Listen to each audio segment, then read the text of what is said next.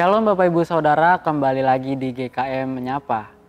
Perungan firman kali ini terambil dari 2 Timotius 1 ayat 5. Sebab aku teringat akan imanmu yang tulus ikhlas, yaitu iman yang pertama-tama hidup di dalam nenekmu Lois dan di dalam ibumu Yunike, dan yang aku yakin hidup juga di dalam dirimu.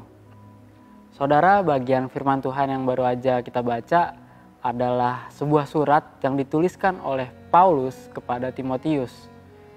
Timotius adalah seorang yang sejak kecil sudah dikenalkan kepada Tuhan, dididik oleh orang tuanya di dalam Tuhan, dan sudah menjadi percaya sejak kecil.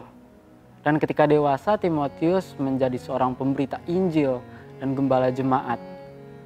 Di ayat yang tadi kita baca, kita bisa lihat kalau ternyata mamanya Timotius, Yunike, adalah seorang yang percaya, yang memiliki iman yang tulus ikhlas. Dan begitu juga dengan neneknya Lois. Jadi kita bisa lihat kalau iman yang tulus ikhlas yang dimiliki oleh Timotius itu tadi adalah iman yang diwariskan oleh orang tuanya. Ada juga sebuah cerita lain, bukan dari Alkitab, tentang seseorang yang namanya Andi. Andi ini adalah aktivis di gereja.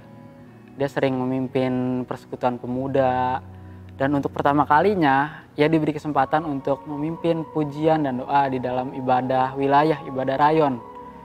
Di tengah-tengah pujian, Andi membacakan satu ayat, itu 2 Timotius 1 ayat 5 yang tadi kita baca. Dan di situ Andi berkata, kiranya kita semua memiliki iman yang tulus ikhlas seperti Timotius, iman yang tulus ikhlas dan tidak ada kepalsuan. Hingga setelah berapa lama ibadah pun selesai dan semua jemaat makan bersama. Di situ Andi baru saja selesai mengambil makanan dan ingin kembali ke tempat duduknya. Tapi sebelum kembali ke tempat duduk, di sebelah kiri Andi mendengar dari kumpulan orang yang sedang makan, ada suara seorang ibu-ibu yang berkata, "Itu Andi munafik banget deh. Katanya iman jangan ada kepalsuan. Ini saya baru dapat info katanya dia itu kerjanya di bar loh." Mendengar perkataan itu, Andi menunduk, memegang dahinya seperti sedang menutupi mukanya. Lalu Andi pun mendatangi kumpulan orang itu dan bertanya, "Maaf, tadi saya dengar nama saya disebut. Apa ada yang manggil saya ya?" Ibu itu pun menjawab, "Udah deh Andi, kamu jangan munafik deh. Kamu jangan sok-sokan pimpin ibadah, sadar diri dong Andi. Duh, sia-sia, papa mama kamu udah didik kamu dari kecil dalam Tuhan, kenalin ke Tuhan, gedenya malah kerja di tempat mabok-mabokan." Di situ lagi-lagi Andi hanya bisa menunduk, memegang dahinya. Andi terlihat pusing. Tapi tiba-tiba ada seorang ibu-ibu yang lain yang berkata, "Saya gurunya Andi waktu SMA.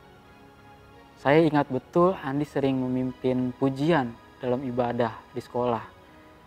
Dia juga gak pernah ada masalah, ngerokok, minum-minum, gak pernah. Saya kenal betul Andi itu anak yang seperti apa. Dan saya juga kenal orang tuanya, mereka memang didik Andi dari kecil untuk kenal Tuhan. Dan sampai saat ini saya percaya kalau didikan orang tuanya itu gak pernah sia-sia."